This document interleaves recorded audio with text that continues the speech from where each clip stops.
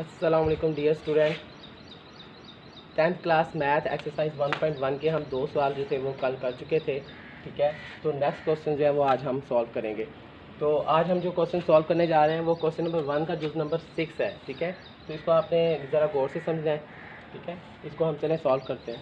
सबसे पहले तो आपने फर्स्ट ऑफ ऑल देखें आप x+1 over x+2 plus x+2 over x+3 is equal to 25 over 12 x+3 और x+2 तीनों के तीनों ही जो है ये डिफरेंट है एक दूसरे से। ठीक है, तो ये तीनों के तीनों जो है ये इनका एलसीएम आ जाएगा।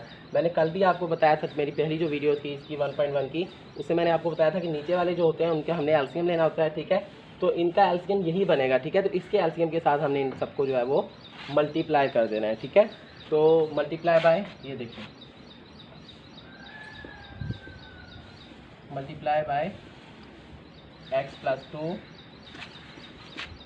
x+3 and 12 both side. ठीक है, बोथ साइड। ठीक है, उर्दू मीडियम वाले यहाँ पे बच्चे जो हैं वो लिखेंगे कि 12 x+2 x+3 से ज़रब देने से, दोनों तरफ ज़रब देने से। ठीक है, तो इसके बाद हम क्या करेंगे, इसको हम सबके साथ जो है वो मल्टीप्लाई कर लेंगे। ईच वैल्यू मतलब हर वैल्यू के साथ हमने इसको जो है मल्टीप्लाई करना है। 12 x+2 x+3 और ये मल्टीप्लाई हो जाएगा x+1 ओवर x+2 के साथ, इसके साथ प्लस, फिर दोबारा 12 x+2 x+3 और ये मल्टीप्लाई हो जाएगा x+2 ओवर x+3। ठीक है, ये हमने इनके साथ मल्टीप्लाई कर लिया। अब इक्वल के जो इस तरफ है उनके साथ भी हमने मल्टीप्लाई करना है। इक्वल टू 12 x+2 x+3 और ये मल्टीप्लाई बाय 25 ओवर 12। ठीक है, अब आप देखेंगे जो वैल्यूज़ जो मिल गई हैं उनको आप कट कर देंगे। ठीक है, देखिए x+2 से कट हो गया और x+3 से कट आउट हो गया और 12 जो है वो 12 से कट हो गया। अब आपकी जो रह गई हैं उनको आप जो है वो सिंपली यहाँ पे लिख लेंगे। 12 x+3 और x+1 प्लस 12 x+2 और x+2 इज इक्वल टू 25 और x+2 और x+3। देन अब हमने इनको मल्टीप्लाई करना है। ठीक है, इनको मल्टीप्लाई करेंगे, इन दो को मल्टीप्लाई करेंगे, उसके बाद इनको भी मल्टीप्लाई कर देंगे। और मल्टीप्लाई करने का तरीका आपको मैंने अपनी फर्स्ट वीडियो में जो बता दिया था। ठीक है, आपने वहाँ पे जो है उसको देख लेना है। यहाँ पे मैं इसको डायरेक्ट जो है वो मल्टीप्लाई करूँगा।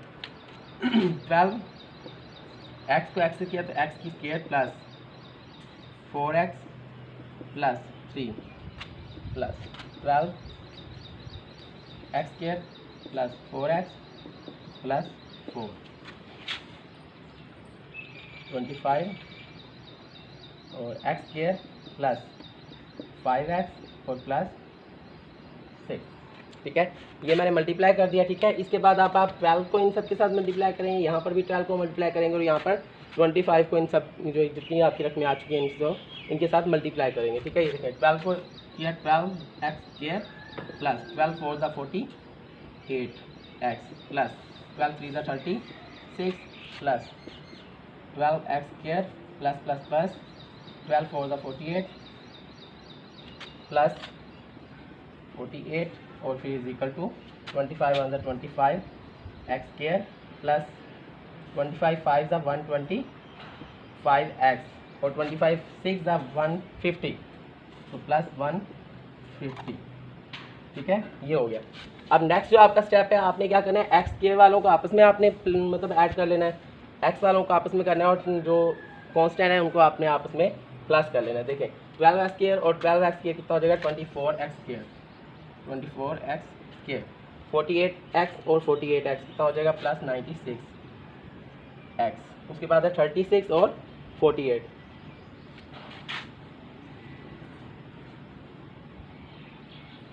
ये हो गया 82। ठीक है, यहाँ तक हो गया। उसके बाद हम क्या करेंगे, इक्वल के जो उस तरफ तमाम की तमाम रकमें उन सबको हमने क्या करना है, इक्वल के इस तरफ ले आएंगे और अगर प्लस है जिसके साथ उसके साथ माइनस हो जाएगा, जहाँ माइनस होगा वहाँ प्लस हो जाएगा। तो 25x की स्क्वायर यहाँ हम लेके आएंगे तो 25x स्क्वायर माइनस हो जाएगा और माइनस 125x और माइनस 150 इज इक्वल टू 0। अब आप देखें -25x², और यहाँ है 24x²। तो -25x² में से 24 निकला तो हमारे पास कितना बचेगा, -x²। यहाँ पे हमारे पास है 96x, और यहाँ पर है हमारे पास 125x। 125 में से हमने 96 जो है वो निकाल देना है, ठीक है। तो हमारे पास ये बच जाएगा तकरीबन -29x, ठीक है। उसके बाद हमारे पास है +82, और यहाँ पे है -150। 150 में से हमने जो है वो +82 को जो है वो माइनस करना है, क्योंकि यहाँ बड़े के साथ माइनस है, माइनस प्लस माइनस, तो अलामत इसमें माइनस की अलामत आएगी इसके साथ भी, ठीक है। क्योंकि आपको मैंने कल भी बताया था कि माइनस प्लस करते वक्त आपने जो है वो बड़ी रकम जो है उसके साथ जो अलामत होती है उसको आपने देखना होता है। ये देखें माइनस प्लस माइनस हो रहा है, तो आप बड़ी रकम के साथ जो अलामत है वो आप जो है यहाँ पे लगाएंगे। तो 150 में से हमने 82 निकालना है, तो हमारे पास यहाँ पे आंसर तकरीबन आ जाएगा 66, तो = 0, ठीक है। यहाँ पर एक बात गौर तलब है, ठीक है, वो क्या है, यहाँ पे आप देख रहे हैं कि पहली जो रकम है x² है उसके साथ माइनस लगा हुआ है, ठीक है। अगर शुरू में माइनस आ जाता है तो उसे आपने ख़त्म करना है, उसे कॉमन लेना है और ख़त्म करना है, क्योंकि शुरू में माइनस नहीं आना चाहिए, ठीक है। तो इसको हम यहाँ पे जो है वो कॉमन ले लेंगे, तो -x² कॉमन लेने की वजह से तमाम की तमाम जो है वो प्लस हो जाएंगे। तो माइनस माइनस प्लस 29x और प्लस 66। अब ये जो हमारा ब्रैकेट में है ना, जो हमने माइनस को कॉमन ले लिया था, ये हमारा आंसर है x² + 29x + 66 = 0। अब आप देखेंगे कि ये स्टैंडर्ड फॉर्म है या प्योर फॉर्म है, ठीक है। तो ये स्टैंडर्ड फॉर्म है, ठीक है। आपने यहाँ पे लिख देना है ये स्टैंडर्ड फॉर्म है, स्टैंडर्ड फॉर्म। इसे आप क्वाड्रेटिक फॉर्म भी कह सकते हैं, ठीक है। क्वाड्रेटिक इक्वेशन भी है ये और स्टैंडर्ड फॉर्म भी है, क्योंकि जब क्वाड्रेटिक फार्मूला हम लगाएंगे तो उसमें हमारे पास यही क्वाड्रेटिक इक्वेशन होगी, तो हम उसमें जो है क्वाड्रेटिक फार्मूला जो है 1.2 में जो है वो लगा सकेंगे, ठीक है। और इसके साथ ही हमने ये क्वेश्चन नंबर 1 का जो है वो जुज़ नंबर 6 किया है, और इसके जो फर्स्ट क्वेश्चन थे हमने 2 किए थे, लेकिन 3, 4 और 5 जो हैं वो हमने नहीं किए थे। तो इस क्वेश्चन को अगर आपको समझ आ गई इस क्वेश्चन की, तो वो तीनों के तीनों क्वेश्चन जो है वो आपको समझ आ जाएंगे। आपने वो घर पे प्रैक्टिस करनी है, और अगर आपको फिर भी वो मतलब समझ में ना आए तो आपने कमेंट बॉक्स में जो है वो मुझसे रब्ता करना है, और फिर मुझे बताना है कि सर हमें समझ नहीं आई, या कहीं भी कोई प्रॉब्लम होती है तो वो आपने मुझे बतानी है, ठीक है। तो वो आपने मुझे बतानी है, और उसके बाद जो है वो हमने जो है मतलब आपको जो भी लामल होगा वो आपको बता के तो हम आगे चलेंगे। तो हम नेक्स्ट क्वेश्चन जो है वो आगे करते हैं, एक और क्वेश्चन, ठीक है। इसको हम मिटा देंगे।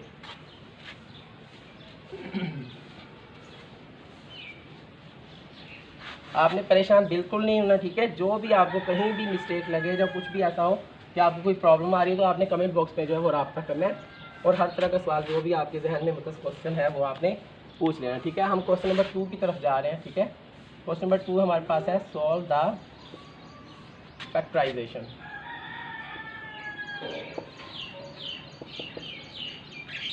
सॉल्व द फैक्टराइजेशन, ठीक है। उर्दू मीडियम वाले बच्चों को बताता चलो, सॉल्व द फैक्टराइजेशन का मतलब है तज्ज़ी कीजिए, ठीक है। तो यहाँ पे हमने जो है वो तज्ज़ी करनी है, ठीक है। हमारे पास क्वेश्चन है, क्वेश्चन नंबर मैं यहाँ पे जो है वो 4 को हल करूँगा।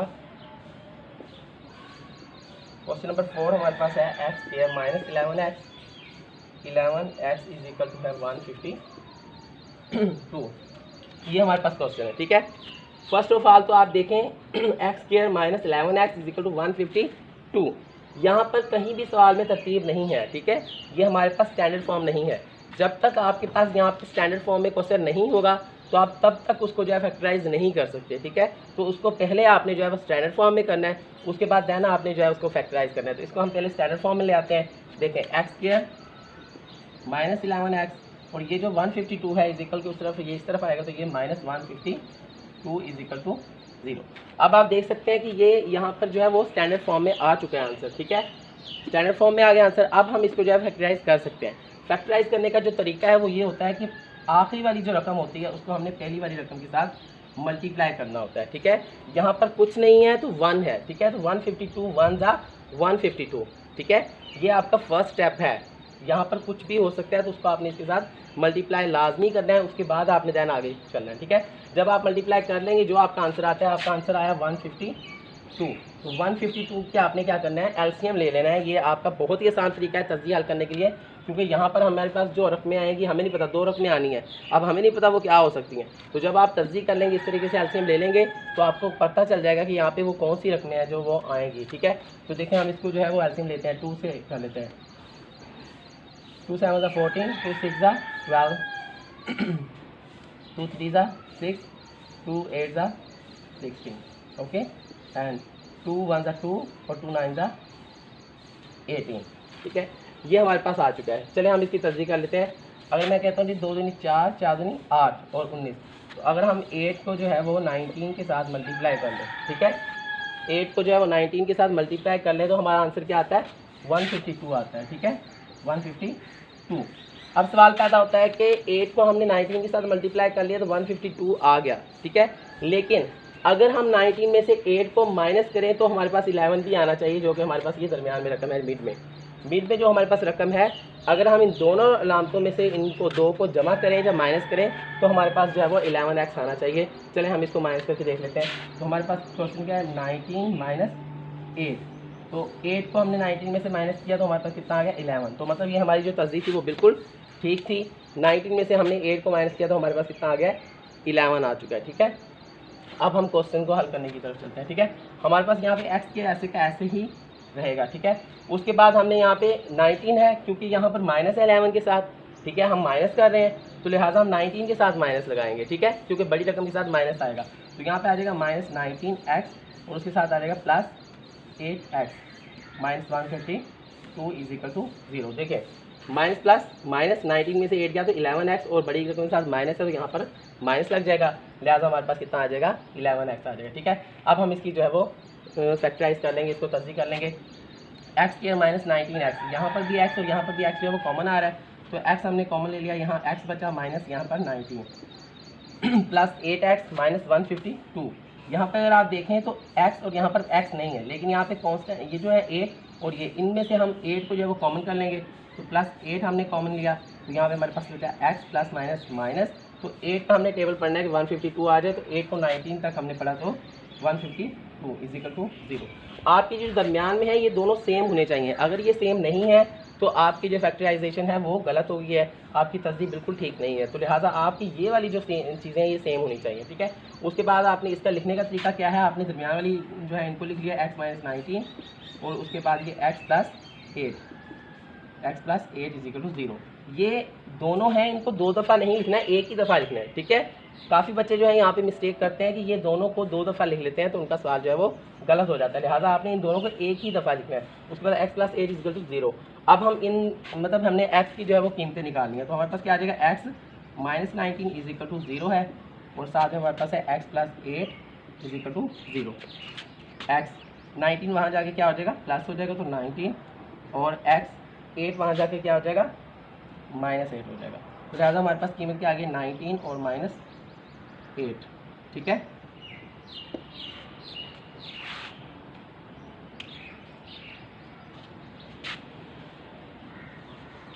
ये आप इसको ऐसे ही लिख सकते हैं, ठीक है, 19 और माइनस 8, ये आपका जो है वो आंसर आ चुका है, ठीक है। तो ये हमने जो है एक्सरसाइज 1.1 का क्वेश्चन 2 का जो है वो क्वेश्चन नंबर 4 किया है, ठीक है। फर्स्ट 3 क्वेश्चन जो है वो इसी तरीके से हल होंगे, ठीक है, वो आपने खुद हल करने हैं। और इसके अलावा जो क्वेश्चन नंबर 5 और 6 है, ठीक है, उसमें आपने क्या करना है, सबसे पहले उसको आपने क्वेश्चन नंबर 1 जैसे हमने सॉल्व किए थे उसके 6 जो थे वो छठा भी मैंने आपको करवाया था, ठीक है। अभी जो हमने इसी वीडियो में मतलब आपने जो छठा जो इससे पहले अभी हमने किया, ठीक है, उसके मुताबिक आपने उसको स्टैंडर्ड फॉर्म में लेके आ जाना है, ठीक है। उसका आंसर जब स्टैंडर्ड फॉर्म में आ जाएगा तो उसकी आपने इस तरह से फैक्टराइज कर लेना है, ठीक है। तो इस तरह से वो आपको समझने में बहुत आसानी रह जाएगी। और अगर फिर भी आपको मज़ीद समझना है तो मैं पहले भी बता चुका हूँ कि आपने कमेंट बॉक्स में जो है वो मुझे कमेंट करना है और मैं उसके मुताबिक दोबारा जो है दूसरी वीडियो बना कर भी अपलोड कर दूँगा, ठीक है। तो नई वीडियो में फिर हाजिर होंगे। टेक केयर, अल्लाह हाफिज़।